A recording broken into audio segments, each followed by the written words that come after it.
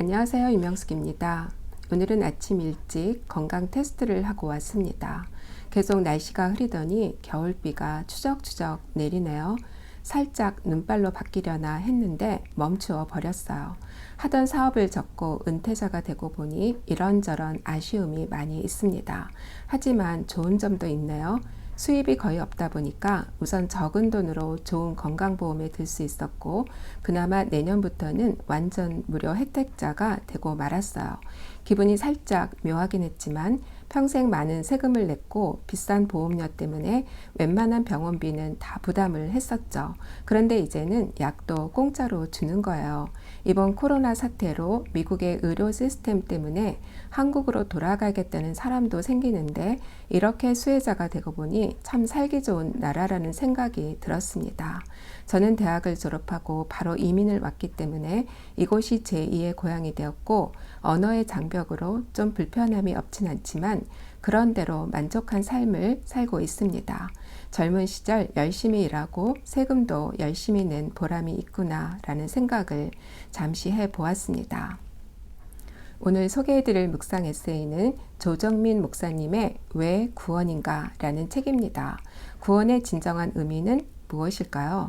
구원이란 묶인 데서 풀려나고 수렁에서 건짐을 받는다는 의미로 한마디로 죄에서 건짐을 받는다는 의미죠. 그럼 우리의 죄는 과연 무엇일까요? 아담의 선악과 사건 이후 우리 인간은 죄인이 되었고 그것을 원죄라고 하는데 그럼 그 원죄는 무엇일까요? 하나님을 부인하고 인간이 하나님의 자리에 올라가는 것이 원죄고 다시 제자리로 내려오는 것, 그것이 바로 구원의 의미라고 저자는 이야기합니다. 세상에는 얼마나 많은 종교가 있습니까? 하지만 인간의 원죄를 거론하는 종교는 아무데도 없죠. 죄의 종류가 그렇게 많음에도 불구하고 하나님은 무엇보다 그 원죄가 해결되기를 바라시는 거죠. 예수님이 이 땅에 오신 목적도 우리에게 구원을 선물로 주시기 위함이었어요. 저자는 이 책에서 왜 구원인지에 대해 12가지 키워드로 설명하고 있고 구원이 무엇인지를 확실히 안다면 구원받은 백성으로서의 삶이 어떠해야 하는지에 대한 설명을 하고 있습니다. 결사각오라는 제목의 글을 읽어드리겠습니다. 기자 시절에 가짜와 관련된 사람들을 취재하다가 몇 차례 협박을 받았습니다. 그때마다 이렇게 말했습니다. 기자는 취재하다 죽으면 순직입니다.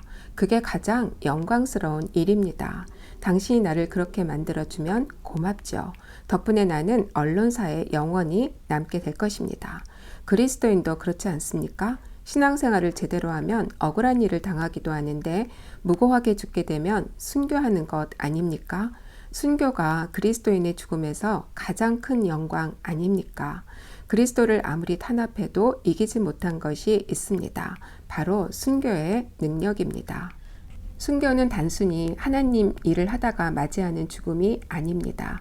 죽음의 두려움을 딛고 먼저 죽어간 사람들의 영원한 삶이 내 안에 있어 나도 기꺼이 목숨을 내놓을 수 있는 것입니다. 여러분은 세상 일을 하나님의 방법대로 풀어나갈 결사각오가 되었습니까? 지극히 타락한 이 세상은 믿음의 사람들에게 성화를 이룰 수 있는 가장 좋은 장소입니다. 그리스도인이 신앙생활을 제대로 하겠다고 결단하며 날마다 성화의 길을 걷지 않으면 세속화의 길을 걸을 것이고 구원 역사는 그만큼 지체될 것입니다. 기억하십시오. 우리가 날마다 성화되어 가는 것만이 세상으로 하여금 구원을 알고 구원을 사모하고 구원을 받게 이끄는 유일한 길입니다. 오늘 여러분들과 함께 나눌 묵상 제목은 하늘의 별처럼 영원히 빛나는 신앙입니다. 하나님은 환난의 때 일어날 일을 환상을 통해 다니엘에게 말씀해 주시고 마지막 때까지 이 말씀을 간수하고 이거를 봉하라고 하십니다. 하지만 다니엘은 이 말씀이 무엇인지를 깨닫지 못했고 마지막에 결국은 어떻게 될 것인지를 묻습니다. 한 세마포 입은 자가 이르되 다니엘아 마지막 때까지 이 말을 봉하고 너는 너의 길을 가라. 오직 지혜 있는 자는 깨닫게 될 것이고 악한 사람은 악을 행하고 아무것도 깨닫지 못하게 될 것이다.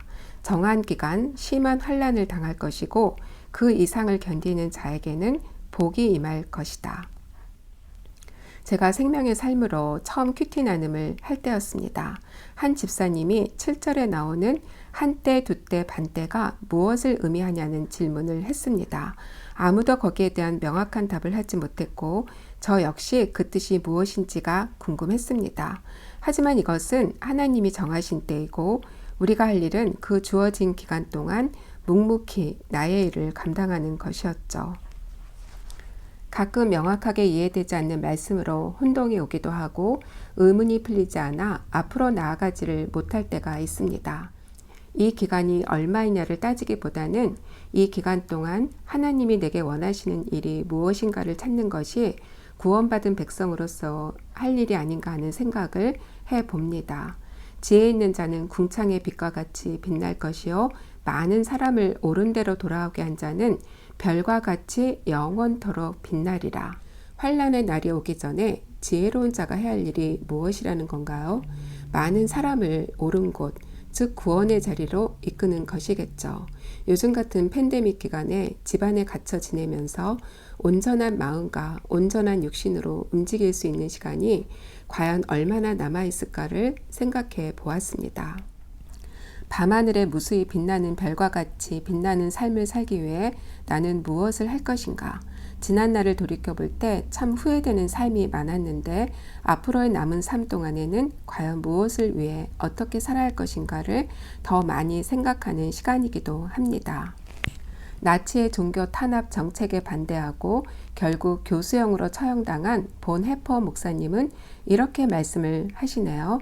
주님의 고상한 성품을 담는 것은 악에 대항하는 가장 강력한 무기다라고요.